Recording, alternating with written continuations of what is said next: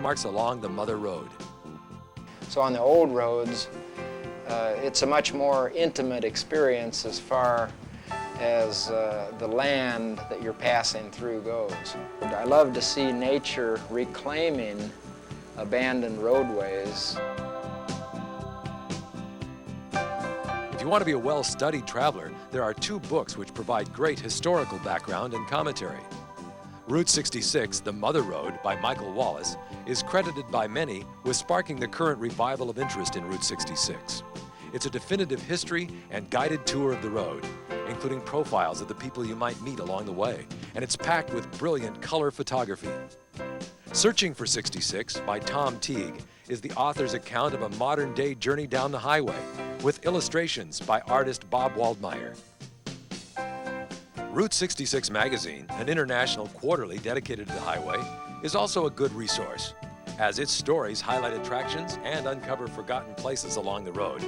You can have the route delivered to your door with a subscription, and back issues are available as well. The magazine's office also sells many of the other maps and resources mentioned in this video. In the fiction arena, Route 66 stars in two American classics. Jack Kerouac's On the Road is a tribute to the American road trip, and John Steinbeck, Grapes of Wrath, is the story of the Joad family's Dust Bowl-era trip to California via Route 66.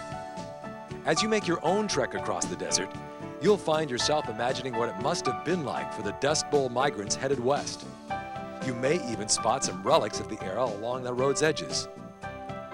Another book we recommend is Jack Rittenhouse's A Guidebook to Highway 66, published in 1946.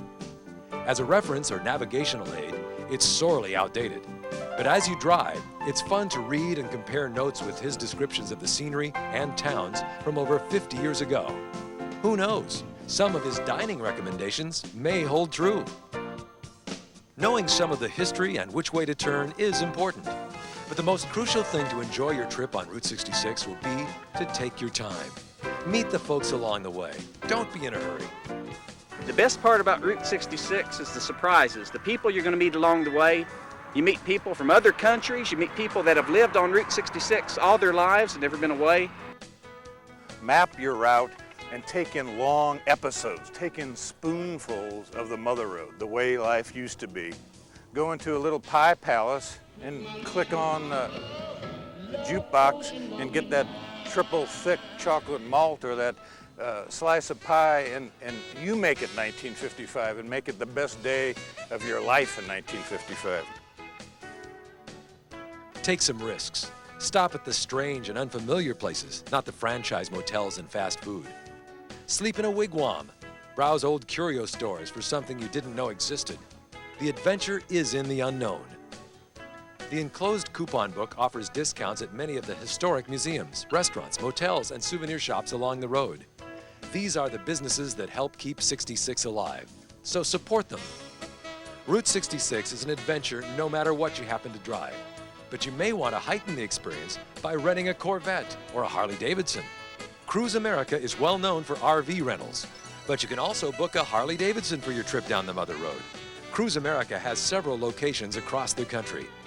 And if you're looking to travel in the style of Buzz and Todd, check out Rent-A-Vet, with 5 locations in the Southwest, including Phoenix and Las Vegas. Some roadies determined to drive every last mile of Route 66 may think it prudent to have a 4-wheel drive vehicle. And while it can be helpful, in reality, there are only a few stretches of road that are impassable with a conventional auto, and there are alternate routes available. If you're really ambitious, or maybe just crazy, how about pedaling across America? Some of the old alignments make for great mountain biking. There's even a guidebook devoted solely to bicycling on Route 66, with detailed directions and mileage charts. In recent years, many organized tours have developed, and one of them may be right up your alley. The Smithsonian Institute offers guided trips down the Mother Road, hosted by authors Michael and Suzanne Wallace. And Sports and Leisure Travel, based in Sacramento, offers bus tours of the Mother Road. Throughout the year, there are many special events celebrating Route 66, and you may want to plan your vacation accordingly. The Arizona Fun Run is an annual event held the last weekend of April. It's a cruise of the longest remaining uninterrupted stretch of Route 66, from Seligman to Topak. Since the first run in 1988, it's become quite a tradition. Typically, more than 500 vehicles register for the cruise, car show, and street festival. It's organized by the historic Route 66 Association of Arizona, and you can contact them for more information. Like Arizona, Oklahoma has an annual Route 66 cruise, and sponsored by the Oklahoma Route 66 Association. If you want to cruise the land of Lincoln, join the Illinois Motor Tour, which is usually in June and alternates directions east or west each year. The Route 66 Rendezvous, held in San Bernardino the third weekend in September, has become the largest Route 66 themed event.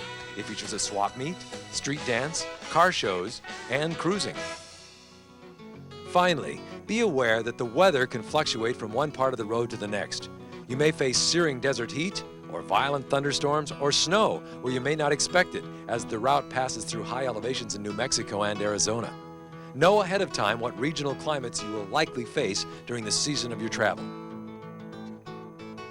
Just if you're traveling 66 or any road, if it's safe, if you're not being tailgated by a reckless driver, try to be prepared to stop or slow down or swerve around and allow a creature to pass safely, because we're not the only ones traveling the road.